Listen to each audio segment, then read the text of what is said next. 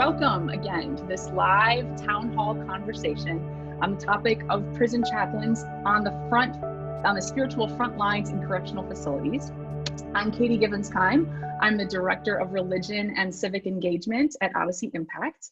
And just a quick word about who Odyssey is. Odyssey is an interfaith media nonprofit which drives social change through innovative storytelling and media, connecting faith and secular communities. At Odyssey, we are the producers of the film series Healing the Healers, which provides faith leaders and educators with conversations just like what's happening today, sharing intimate conversations between colleagues about how it really is in the midst of the most challenging spiritual issues. As of 1 week ago, at least 20,000 people in prison had tested positive for the COVID-19 virus, and we know that these numbers continue to rise. It is so clear that chaplains in these contexts are under tremendous pressure given the fear, anxiety, and trauma that's unfolding around us. So for that reason, Odyssey is so delighted today to convene this live town hall with two of our most important partners. First one is the Chaplaincy Innovation Lab, who has been so invaluable in planning this event today. Please see the chat thread for 2 links to prison chaplain specific resources from them. And our other partner today is Ending Mass Incarceration, which is an interfaith network. These two very different partners actually illustrate the way that this event today is very intersectional for Odyssey. 2 of our strength areas are our engagement of spiritual care providers and chaplains, and then also our social justice engagement campaigns and our partnerships around issues of mass incarceration. One of our earliest documentary films was actually called Serving Life, and it's the story of how men incarcerated at the Angola prison experienced transformation when they trained as hospice care providers for inmates. And that was broadcast on Oprah Winfrey's own network, and it won many awards. So for all these reasons, this is a first for Odyssey to focus on prison chaplains, but it feels like a natural intersection for us to bring focus to the men and women who serve as chaplains in correctional facilities today. So in our time together today, you will see a poll feature that pops up a couple times on your screen. I'm gonna start one right now. And that you'll see one right now. These are both anonymous and they are optional.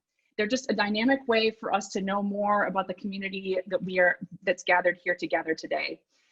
For these past 3 weeks, we've engaged in powerful conversations with chaplains serving in correctional facilities across the country who are facing these unprecedented challenges. We also want to recognize that today we're joined by several of you who are congregational leaders, and you're interested in learning more about how you can support chaplains working on the front lines now, and how you can get involved in supporting spiritual care for those who are incarcerated. It looks like 50% of you have voted, 54%, so this is interesting. I'll also just say, as others of you, I want to give all of you a chance to vote who want to. In seeking to cultivate some more beloved community together, we hope you'll use the chat feature. Feel free to type hello, as many of you have, from your geographical and your vocational context. And feel free to add your comments and thoughts and ask questions that arise for you as this event proceeds. We will be monitoring that chat thread for questions to fold into our conversation. We have already received several dozen questions from many of you. So we're going to end the poll and we're going to share results.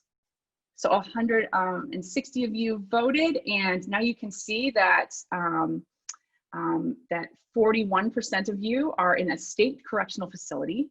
That's interesting that that's the biggest one. You can take a look at those, but it's fascinating to see the diversity of folks here. It looks like about a little more than half of you participated. So that's the poll. Here's what we've learned from those of you who are correctional chaplains. There is a wide diversity in the ways that your institutions operate and in how they are responding to COVID-19. And there's even a wide diversity among us about how we think our institutions should be responding. So our panel today represents this diversity of experiences and contexts. There have been some who've been deemed essential and some non-essential, and we are honored to learn from their experiences as they face the incredible challenges this pandemic brings. So I'm just going to introduce our panel. And when I say your name, feel if you could wave. So we have Chaplain ZEYNAB ABDULLAYEVA, and she is at the Albion Correctional Facility in New York. We have Dr. Rochelle Green at Fordham University Graduate School of Religion and Religious Education. Reverend LILLIAN HINES at the Northern State Prison in New Jersey. And we have Reverend Uli Clem, who is the Religious Services Administrator at the Pennsylvania Department of Corrections. And we have Rabbi Dr. SHAUL PRAVER at the Chester Correctional Institute in Connecticut. So we're going to jump right in. And actually, LILLIAN, if I could address the first question to you. You are serving in one of the largest male correctional facilities in your state. What are the realities you're seeing as the pandemic continues to grow? That the pandemic is very real. So a lot has changed since the middle of March. All of the programming has ceased everywhere. Safety is not just the safety and security that's normally maintained for the prison, but the actual physical and medical safety of everyone. So the pandemic, the virus, has impacted both incarcerated people as well as officers, and really trying to find what is a good, healthy balance. In terms of testing, they're all being tested, but now officers and civilians are being tested as well. So that was one of the big pushes forward, that everyone in the building is able to be tested and know their results. But it just goes to show the reality that one thing where we thought we were all separated, one thing has just been an equalizer, that it can impact and affect us in all different ways. Thank you. And Uli, how about you? How does it look from where you sit? One of the biggest challenges for us has been in some of our institutions, unfortunately, some of our chaplains themselves contracted COVID-19 and unknowingly to them had shared it with others. We had one institution where they were wiped out of chaplains. Either they had COVID-19 or they were all in quarantine. We have some situations where chaplains have self-isolated for being at high risk. And chaplains are doing the best that they can from their end in light of the precautionary measures that the DOC has appropriately taken to mitigate the spread of COVID-19 in our closed systems. Thank you. To imagine what it feels like to realize that you might have been part of, if you're a chaplain somewhere, imagining that you're part of spreading the virus is exactly, we've heard that from hospital chaplains and caregivers in so many places. It's exactly the opposite of what you want. And so it's so hard. And ZEYNAB, if I could ask you, in your context particularly, what changes are you experiencing when it comes to grief needs? And maybe even particularly in this, since we're in a high holy season, in the time of Ramadan? Yeah, we are grieving not having community and, together, congregation, and the Muslims cannot come together and do worship part, especially in the facility. They had Muslims, there are a lot of new Muslims that experiencing Ramadan first time, that there is grief and not sharing with them the beautiful congregation part, like togetherness of and the sense of community in Ramadan actually is the highest. Always that it is hard now, we can't share that, and grief is there because Ramadan is not only staying hungry or thirsty, like abstaining from food and drink. It is like holy. It is like you want to feel holiness of is community connection with God together, and that is biggest grief of Ramadan. Yeah. And we received so many questions from folks in advance. We received a really excellent question from a chief in Pennsylvania, and actually he said, how are chaplains across the country being affected with only being allowed to work at one facility, financially, mentally? We know there's a wide variance of facilities who are deeming chaplains essential versus non-essential. And Shaul, I'm wondering if you'd be able to talk about your experience in how protocols have shifted for you personally, just how you've experienced shifts. Sure. I mean, nobody's really ready for a pandemic, you know, and we don't have very much experience. And I think the whole country is just really kind of flying, you know, building the plane that we're flying in at the same time. And so basically, I served 6 facilities, and it went from having only groups of 10 at a time. And when Passover came, it meant multiple Passover seders. But then that was canceled, of course, because that's when it all hit. And then basically I was directed, as we all were, and wisely so, to serve only one facility. Many of the chaplains serve only one anyways. So the rationale was to serve the largest one, which happens to be in Cheshire, where we have 92 Jewish inmates. And that's the way I experienced those kinds of changes coming down. Great, thank you. You know, and ZEYNAB, I thought you brought up a great point about just the pain of not being able to gather. And actually, Rachelle, you know, looking back over your 9 years of witnessing the training of seminary students for the Arundel Women's Prison in Georgia, and now you're, of course, training future faith leaders at Fordham University. What do you see as being lost when inmates can't gather or get the spiritual care that they need? What would you highlight there? Yeah, I think that, so you mentioned earlier the distinction, I guess, between essential and non-essential. And oftentimes what happens is the volunteers within the Department of Corrections, whether they're faith-based ministries or educational volunteers, almost all of those programs were halted. Many of those programs provide an alternative sense of community, of space, of, I've often heard the students I work with say, when I'm in this class or when I'm in this program, I don't feel like I'm in prison for at least an hour or 2 hours. And so those opportunities of feeling like you are somewhere else, even for a little bit, are taken away. And the faith-based leaders and the students who are serving in these institutions feel that loss, a sense of connection. And, you know, they often recognize that, you know, even just showing up on a weekly basis matters to people. And, you know, not being able to do that leaves a feeling of a sense of wondering what else we could be doing as volunteers and educators when we can't show up anymore. And so we recognize that lost sense of gathering, the lost sense of community, and just the lost opportunity of being able to enter into a space, even in prison, that feels like somewhere else.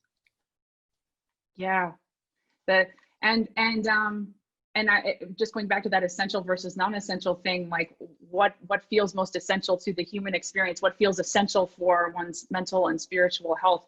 Just to share the results of this quick poll. So it looks like it's pretty even-ish split. About 54% of you said deemed essential, 26% not, and then for 20% of you that question or that binary isn't as applicable. You know, Uli, you've shared before this phrase that has really stuck with us about how the thing you're seeing across your state with chaplains is tired feet and worn ears. You want to say just like what you meant by that?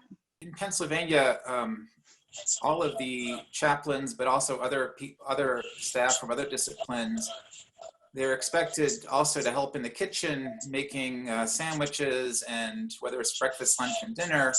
And at the same time, they're also expected, and it's a good thing, to make rounds on all of the units. And normally, when prisons, in a normal operation, just one or a couple units are in lockdown, and you have to visit inmates cell to cell, and you talk through the small crack in their doors.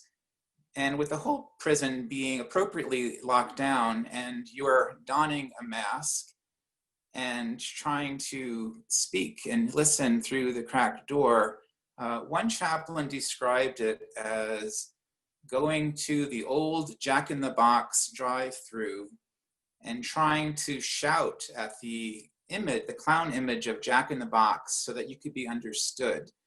And to do that hour and hour on end is very, very exhausting. And additionally, chaplains generally, when they hop on units, they're seen as a ray of sunshine. Yay, the chaplain's here. But so many of the chaplains are reporting that the deaths of inmate or incarcerated individuals' family members have spiked, and many of them are related to COVID-19. And they're viewing themselves more like the Grim Reaper. Oh, here they come again. And I think that's taken a toll. And for that reason, their feet are extremely tired. Their ears are quite worn. And Lillian, you've talked really beautifully about what it's like for chaplains right now. Would you add to that in terms of the need for self-care? And absolutely. I find clergy, whether we are in a pastoral assignment, as in a church, mosque, temple, synagogue, or even as in a prison, we don't really do a good job of taking care of ourselves. So pre-pandemic, there was a lot of stress that people may have been feeling, and the burden and weight of being wounded healers and caring for other people. And so under the weight of the pandemic, with the amount of grief and death that has come out of it, is very overwhelming. And so caring for ourselves as we're trying to care for other people, we also have to temper that. We can't give people what we don't have. So the necessity to make sure there's always overflow and taking care of ourselves, so we can give to people who essentially now, where they may have had weekend visits, no visits since mid-March, at least in my facility.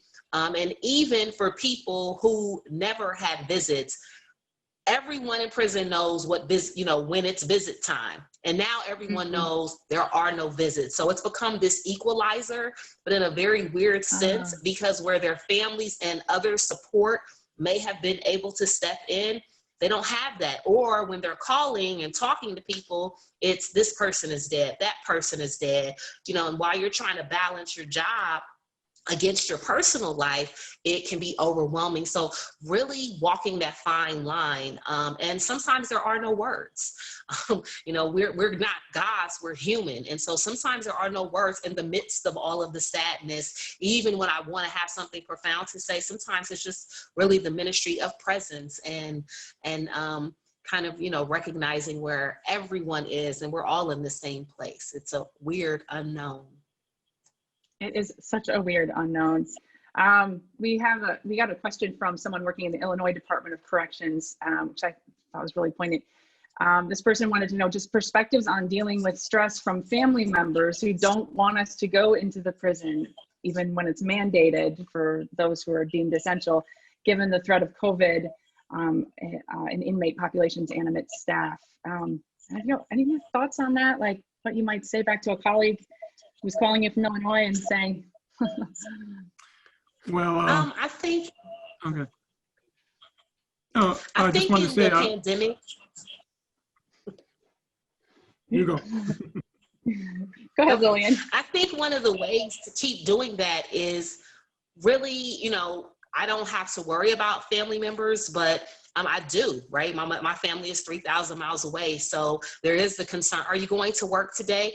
But it's about really just being aware. The same practices that I practice when I have to go to the grocery store, I have to practice when I go into my job. So making sure, constantly washing the hands, listening, being aware, but using wisdom and common sense. I mean, it's not hard to try to stay safe. And even with that, I may still end up with the virus. We all may end up with the virus.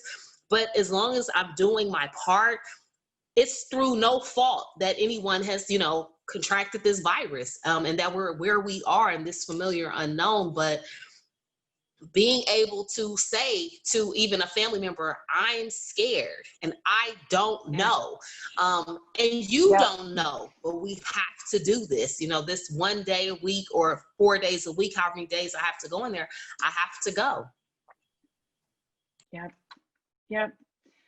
And then what do you see as the effect? You know, I just love this quote we heard from a longtime past seminary colleague of mine, Dr. Jessica Van Enend, who's working in a women's facility in Connecticut. And she said, vigilance is exhausting. And I just keep thinking about that. That applies, of course, to so many of us, whether we're working congregations in hospitals or we're just dealing with our family.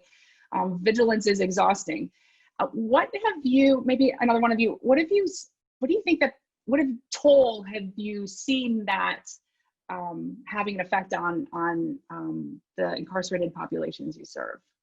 That vigilance or that exhaustion? Or from my end, I've been pleasantly surprised that chaplains report that inmates or incarcerated individuals they understand the need for vigilance. I think because so many of they've been in touch, at least in our state, via Zoom with family members, with phone calls. They understand that this stuff is real. While the incarcerated individuals aren't shocked when they go to a grocery store like I am and see empty shelves, and I think, whoa, what's going on here? While they don't see that, they hear it. And I'm extremely proud in our state that incarcerated individuals are remaining calm, they're understanding, are expressing appreciation for all that the prison is trying to do to mitigate this. Even in those prisons that there is no COVID, no one's tested positive for COVID-19, they are still hanging in there, and I think that's, I think it's wonderful. I would say that our inmates really have stepped up. That you come in the morning and it's the same guys, you know, spraying Clorox on the handles and on the doors, on the walls. You know, every morning they are coming and doing their job, pulling their weight. They really, really appreciate, you know, when you show up for a pastoral visit. Now, what we do in Connecticut, we've been directed to write our sermons or our inspirational message and copy them out, you know, in the facility, and then, you know, go out there not only to our denomination, but you know, to all people in these blocks. So we have some things which are written for the Jewish group, and other things which are a general spirituality, a general uplift, and something to you know, expand their imagination and to think about a sense of hope and that we can get through this, we can persevere. So this is the way my chaplaincy looks, and I just go to the blocks and I'll slip, you know, all of us know what that feels like, to try to slip the paper in through the crack. Sometimes it goes a little easier than other times. And then that those inmates, sometimes it's two, sometimes it's one, will have an option whether or not, you know, they want to engage with the chaplain. And somebody mentioned the word presence. I think Lillian mentioned that, and that's the big thing, you know. Show them your face, let them know, you know, I'm here. Yeah, this is tough. You know, everybody okay in your home? Any casualties? No, okay. When you're alive, everything is negotiable. Some little word to that they could hold on to. Some of them want more humor. Sometimes I could tell that some guys are wanting some humor. So I say, oh, it's Rabbi Praver. I do pandemics. I do earthquakes. I do mudslides. And they start to laugh, you know. And so you have to kind of just look into their eyes and see, you know, what is this person? What's the need there? And be present to it and take that information in and try to give it back to them. So that's kind of what my pastoral tours look like. Uli, would you share that and by the way, we want to say that compared to some other town halls, the internet is a little more choppy this time than it usually is. So we appreciate you sticking with us for having a little more lag. Uli, the story of the woman who used humor, a woman incarcerated in one of your facilities, just tell that story. Yeah, so a woman was very grateful for what the chaplain's office, their efforts that they were making to provide whatever they could, including their presence and listening ear. And it happened to fall right at the time of Passover. This woman was Jewish. And at the end of her note, she said, she says, "And tell me, isn't it ironic that Passover was disrupted by a plague?" And here was this incarcerated individual making the chaplain laugh as if COVID-19 was the 11th plague that had frequented our world. And that chaplain and we're still laughing. Well, and you know, humor is really important in terms of just levity and managing through it. We're having several questions come in before the event, and now there's a question coming in from Florida. There is a lot of tension surrounding rising deaths, positive testing, lack of PPEs. Can anyone speak to this? And maybe especially for those who are just seeing on the media or who know the problems of our incarceration systems in the US and our vulnerabilities. In regards to the deaths that have come to both my facility and also to their families, so my facility, we don't use technology, but what we have is PCN. This will be called Prison Channel Network. So all the inmates who have TVs can watch this. And so weekly we do recordings for them.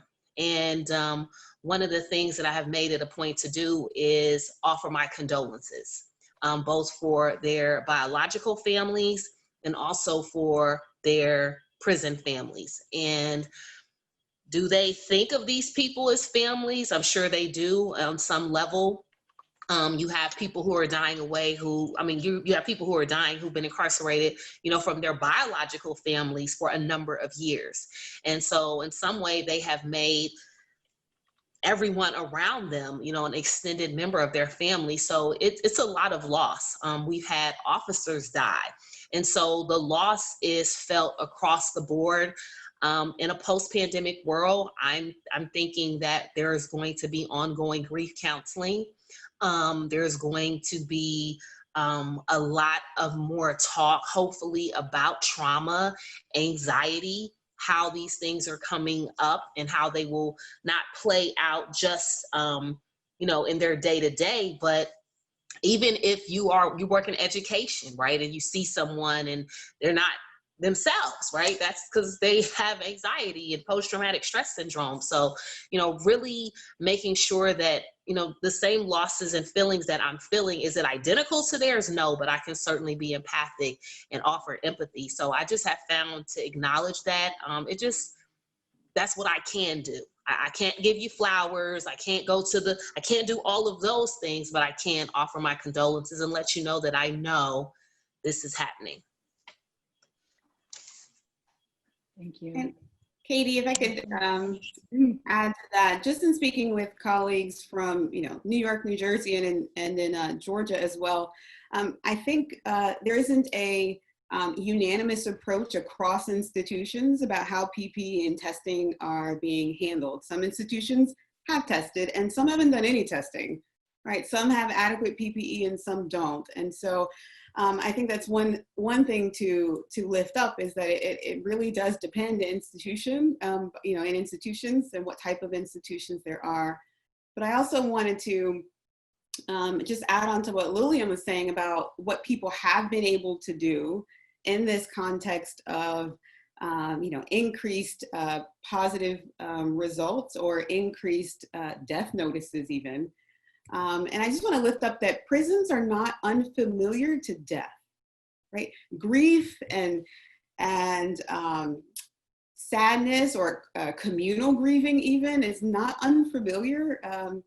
to prisons. But what I think COVID is doing is it's making a wider network of us aware of the need for more resources inside to handle these issues. And it's really causing us to think about, you know, what more support can we provide both to our chaplains and in my situation, and, you know, working with folks who want to start ministries or enhance their own ministries. What are the resources can we provide each other to help as we move forward in these situations? I've been monitoring the chat, and people were saying things like, you know, there are pen pal programs that do exist. So those have been able to exist.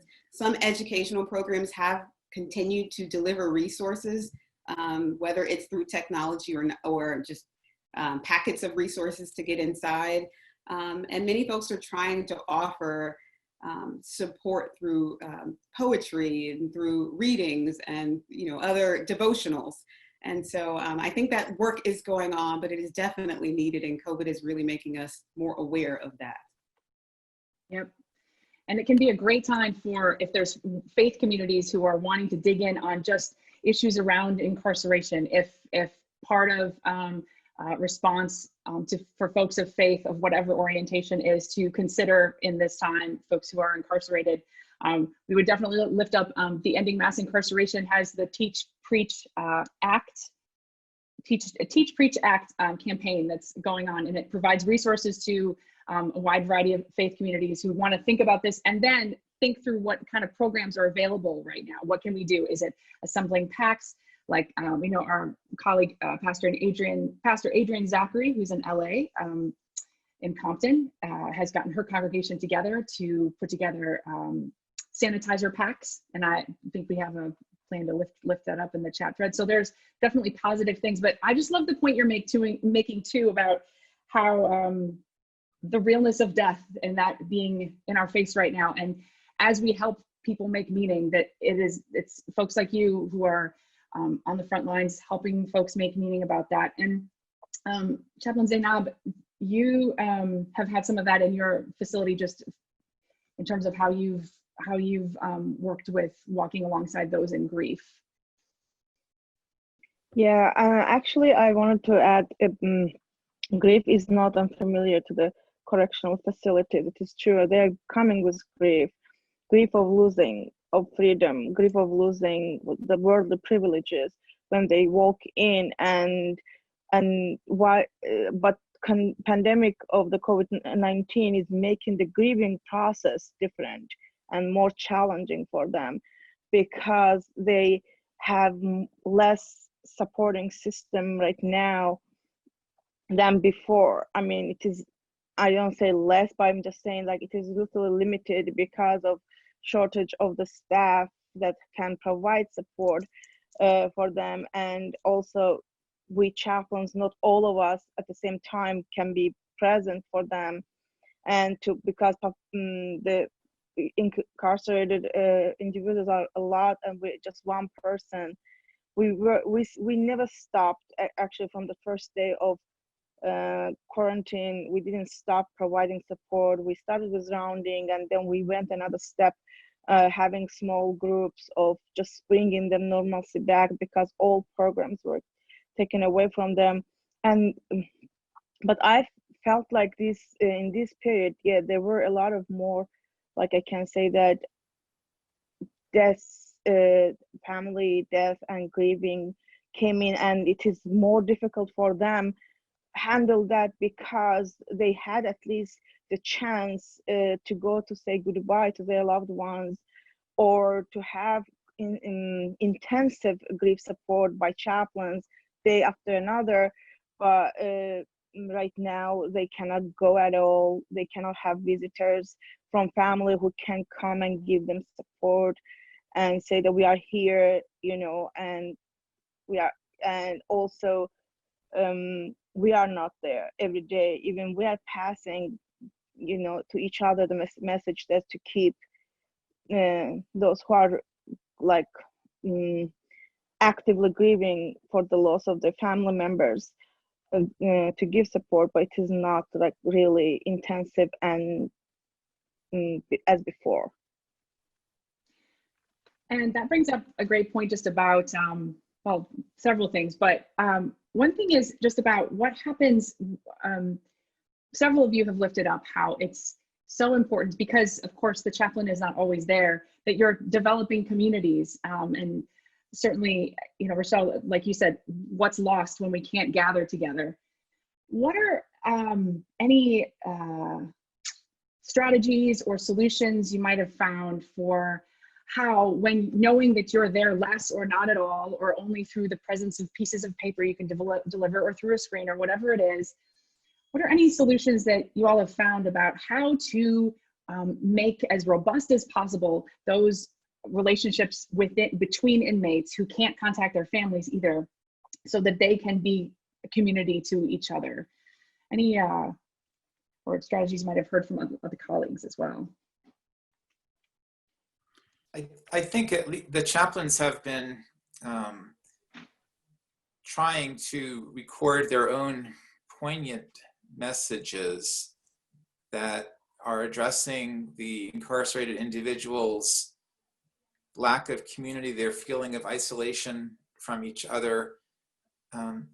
And that's what incarcerated individuals have expressed to our chaplains that they've appreciated the most. And that has somehow, not necessarily only relying on video or DVD resources from out there, but it's actually the chaplain's voice speaking into the reality that the chaplain is experiencing with the incarcerated individuals, the chaplain's experiencing with their own family. You know, when a chaplain reported to me that his senior pastor and a member of a church also died from COVID-19, this is real stuff.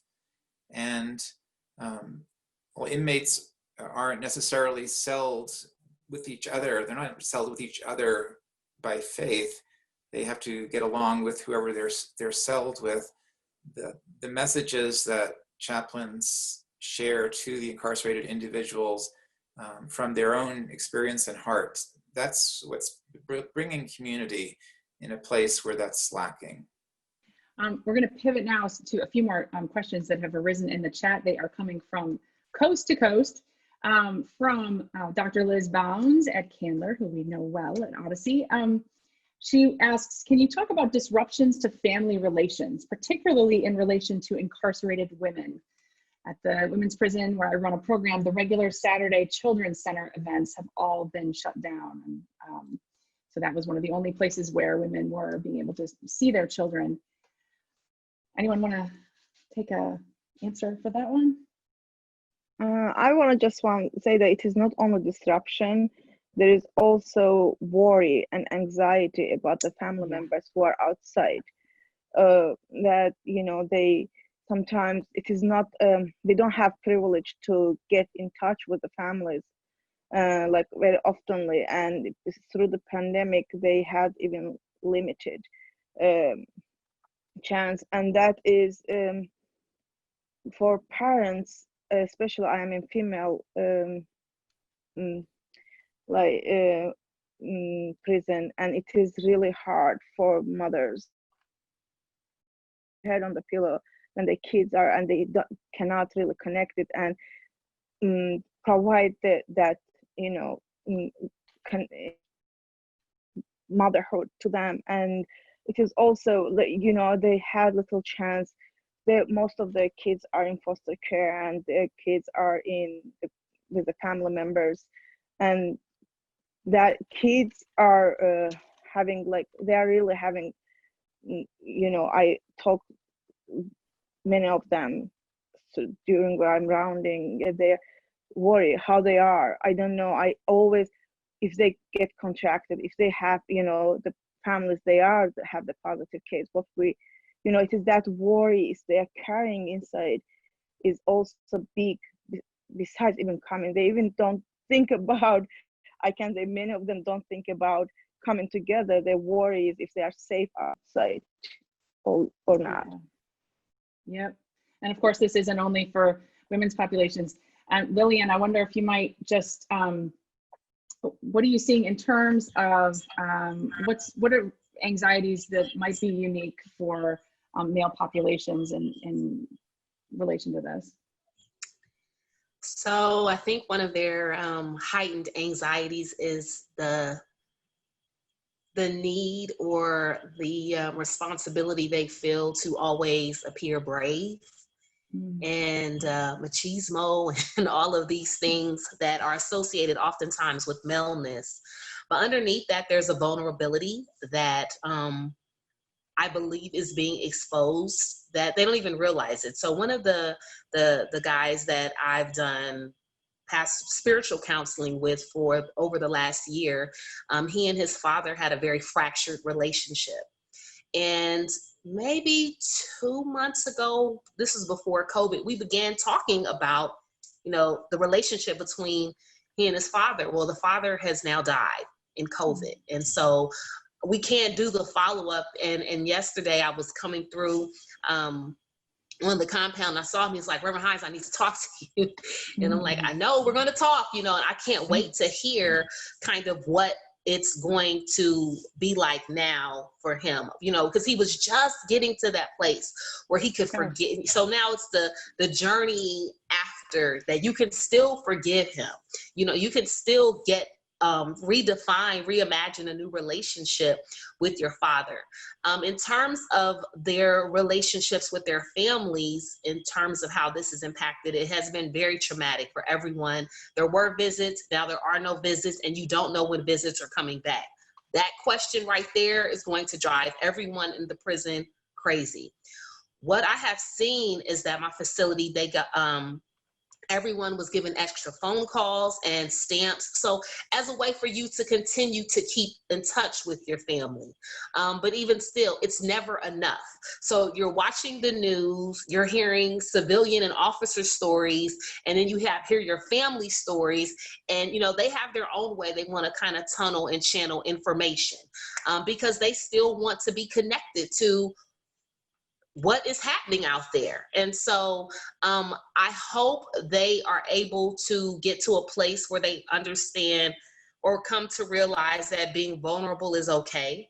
And that some of the, I don't want to, it's not toxic masculinity, but some of the versions of who we're taught to be and how we're taught to show up are not very helpful. And they won't help beyond in a post-pandemic world, even currently. So, you know, really getting to that place where you can say, I'm sad, I'm scared, and I don't know, and I was hurt, or whatever it is, but really being able to name that. I think you get that a lot easier and more frequently working with women than you do with men. But, you know, when they trust you, they talk. And trusting you doesn't mean that there's secrets. I think I saw on one of the panels, like, there's no confidentiality in prison. There are no secrets in prison. So, and they know that. So if they're trusting you with who they are, parts of who they are, really just honoring that and seeing them how they see themselves. Great, thank you. Another question Yeah, for the I also chat. want to add. Oh, so go ahead. Yep. Yeah, I just want to add one sentence about families and children for the incarcerated individuals. They are part of support system, their emotional and spiritual support system, and it is great. And when they are missing from that, connection is missing from them. I can see a lot of depression issue went up in the facility because they don't have that support system inside, that connection, you know, that is biggest too, the biggest effect to them. Yeah, thank you. So we have a question from the chat from David, a director of religious services from a DOC in Indiana.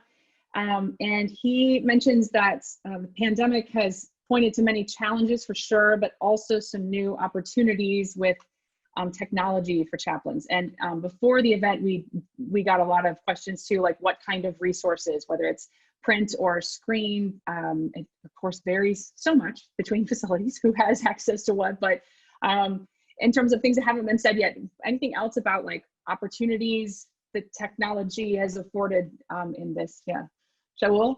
Sure. Well, one of the really good things that is potentially able to happen now are the tablets. We have these tablets, and each inmate is eventually going to have one. It's too bad we're not further along. Who knew, that we're going to have this? But, it's a separate organization that's going to take care of all of the security aspects in an intranet, not an internet, but an intranet. Mm-hmm. And we know that this is very important. This will enable, change the whole picture of incarceration in terms of being able to have these relationships and to have the closure with family members when someone dies, when something is trouble at home. It opens this up and it is able to be secure and not dangerous. That's one aspect of the technology. It's not even in the hospitals yet. We have only telephone, because I do that as well, only telephone access with patients, no video. But when we have this, it means that they can take courses, whether they're academic or whether they are of a spiritual nature, or whether they are learning a trade. There's just so many things that can really be improved by leveraging the technology. And I really, I think that that's bound to happen. I hope it happens sooner than later. And at least in Pennsylvania, one of the things that, and everyone in Pennsylvania knows that I'm the non-techie in the whole state. But somehow the DOC was able to set up Zoom visits, and that has just been with incarcerated individuals and their family members. I don't know how well it works, but I know that it has meant the world, both to the incarcerated individuals and their family members, some of whom haven't seen each other ever. There's one report of a reunion between a father and his son, and others visits that are taking place to augment the visits being closed right now. And I think that part of technology I certainly need to learn more about, but that has been a godsend. Yep. We just need to name that. I'm looking at the clock and seeing that it's 2:49 is kind of blowing my mind. We have so many questions. And so we'll see this as definitely a need for this conversation, for sure. There's really amazing deep topics we haven't even gotten to. Just also on the chat, seeing sensitivities around the issues surrounding early release, decarceration, a complex and important conversation, and where we're spending a lot of time in thinking about those issues for chaplains, for you all. Any of you want to speak to that in however it affects you? It's a tricky one. I just know that certainly in Pennsylvania, the state has been pursuing early releases. They have done early releases. It's a much more complicated process. Yep. If I was incarcerated, I would be raising my hand and asking my mother to call the head office and plead for my early release. And central office has received many of those calls. But as with any kind of release, there are certain parameters and you have to fit all these different check boxes in order to meet that. And it's very, very time consuming. But it has happened, and the state is still looking at doing that as much as possible. Right. And in terms of like your role as providing care for the folks that are there, helping them think through like, what does it mean when some folks get to leave and some don't, and feeling like it's an issue of justice to be here. I think for most incarcerated individuals, see that this is a kind of a bonus. It's not a right, it's a gift. And sometimes you're the recipient of that gift because of X, Y, and Z, and you fit the category. And I haven't heard any kind of comments or tensions surrounding that, at least in our state. I would say, just in my own name, not in the name of anybody else, we have a whole, massive incarceration in the United States. We all know it. And it seems to be driven, really in large part by the war on drugs. And there are a lot of people that, are in jail because of the possession of Schedule A substances that really need medical care. You know, I don't have to go to the whole history, but, you know, we used to have residential care for people with a double diagnosis type of profile. And a lot of people would argue that this whole population, when we closed those down, you know, in the 80s, you know, transferred into correctional facilities. And so I guess the bottom line is that there's a lot of people that are not a danger. There's no danger associated with their release. They didn't do something violent, but they did have possession of Schedule A substance. So I would say that speaking just for myself, not representing anybody else, that probably something we should look at. Absolutely. And that, as we lifted up at the beginning, that's a major focus for Odyssey, is thinking through issues of mass incarceration and the incredibly massive problem it is, and how it affects all of us, and that we all are hurt when there is enormous breaks in our systems of justice. We are also just so aware that this is these last nodes of our conversation are a guide for what is hopefully continued conversation, because there is lots here to talk about and its importance. We do want to get to a very important question last, though, which is, for each of you, where are you finding joy? And I'll just go around on my screen. How about Rabbi Shaul? How about you? Well, I'm an essential worker. I have to go there. I have to visit people that are COVID positive. I do these things. And maybe I wouldn't have chosen to, you know, do that, but I do them. And so at the end of the day, I have a sense of inner peace and a wonderful sense of accomplishment that I was able to help people this day. And that makes me feel great. As far as how I really chill out, I really love to listen to Armenian meditation music. And I just listen to that and totally zone out, and I feel good afterwards. Great, good. Lillian, how about you? I'm sorry, I was unmuting.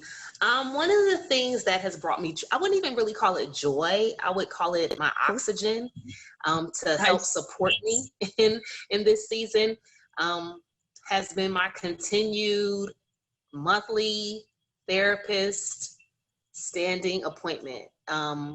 I can't support people without support. And so making sure that I attend to that every month has been amazing. It continues, along with my spiritual director. And also I started a podcast, so I'm having fun with that, sharing my thoughts and providing support then for being outside of the prison, because prison isn't, and the prison chaplaincy and ministry isn't my identity. So being able to provide support and offer my voice to the world in those ways has been fun. Great. And Rochelle?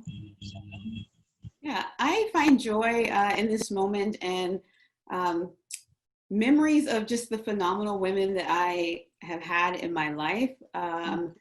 So my own kind of ancestry, thinking back to my aunts and great aunts and grandmothers and my mother, and the strength that they had, and knowing that the women that I used to work with in the prisons in Georgia shared that same strength and energy with me. And so I just know, like, I trust and know and believe that they are supporting each other. And I find joy knowing that they're not alone, right? And for the ones that I was able to work with, whatever their faith backgrounds were, you know, they have a commitment to each other and a commitment to loving and supporting one another. And there's peace in that until whatever the world opening up looks like, until it does that, I find some peace in that. Thank you. Uli, where are you finding joy or respite or however? So for me, vocationally, I'm excited when I hear from our volunteer groups who are emailing me, and instead of complaining, which sometimes happens, they're saying, how can we be helpful to you? And I've given them some suggestions. and that always exciting. For me personally, recently becoming a new granddad has been a wonderful joy. Congratulations. But also having my hands in the dirt, you might see a little bit of dirt on my nails. I'm still amazed when I plant something. It's a miracle that a plant comes up, whether it's snow peas or spinach. I know it's supposed to come up, but I'm constantly amazed, and I give great thanks to my creator for that. Amazing. ZEYNAB? I'm being extrovert actually when I go and in, and when I can see and touch those women and see that if I can prompt the hope inside of them, and it is when I walk out, if I could do that, if I feel I could do that little bit, I walk out with peace and joy every time. I can say that this connection is always for me is hard to handle myself, and that's why always human connections, and I feel myself strong, and I'm always promoting that strength in those women too, that how to stay connected with themselves, with others in peace, and that is my joy. I actually love that every time if I can do that. Great, thank you.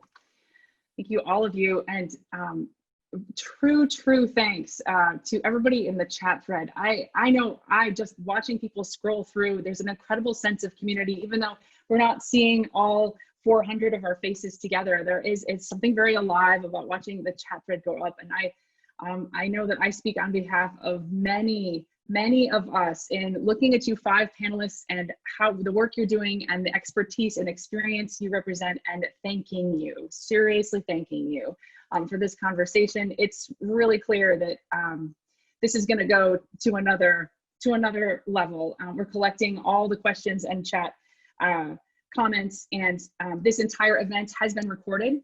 It will be available as a free resource to anyone who's interested, not just those who register, and that'll be available for anyone to pass around. We hope this is the beginning of a continued conversation, as I said. So we're going to stay on here for just a few minutes after I say goodbye to the panelists, and give anyone the chance to enter any remaining questions you would still like to see coming from Odyssey and continuing resources. And you'll also see now a link to a very short survey in your chat. If you can take 2 minutes to fill that out, that will help us so much in making important decisions about where our time and resources are spent in creating next resources for spiritual care providers. And if you have even less time than 2 minutes, then what's going to come up right now is a 2-poll question. Just 2 questions. Here it is. I'm going to pivot to it and launch. So that's up. If you can at least just answer those 2 questions, that would be amazing. Again, thank you so much to panelists. You are free to go now. We will keep this open for a little bit longer, and until we cross paths again, blessings to all.